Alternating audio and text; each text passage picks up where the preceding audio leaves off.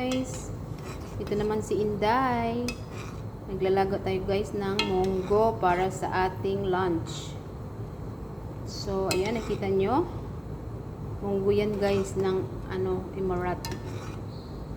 Kaya, naglaga ako ng munggo. Lagyan natin ng hipon at saka talbos or kangkong. Diba? Masarap yan pag may talbos. Tapos may papaya. Diba? Sarap. Let's luto. Nag-prepare ako guys ng bawang. Dahil ako lang ang kakain. So, budbud natin ang bawang. Bawang. And then, ang ating sibuyas.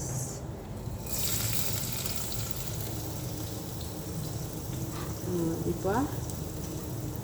Sibuyas, kamatis, ang ating kamatis, halo na natin, kasi magmumunggo tayo na may, guys, hipon. Guys, ang aking hipon, hinalo ko ng aking hipon sa aking kamatis, sibuyas.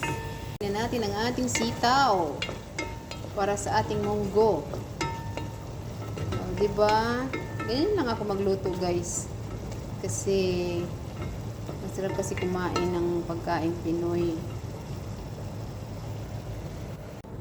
Ilagay na natin guys ang ating munggo.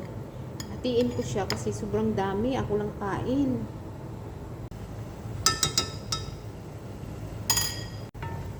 Nandiyan na yung munggo natin.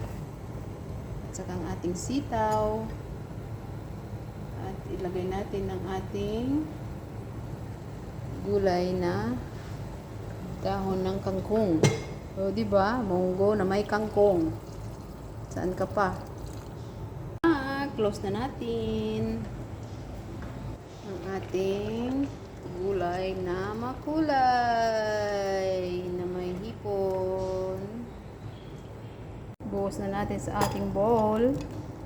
At lasapin natin ang ating ulam ngayong araw.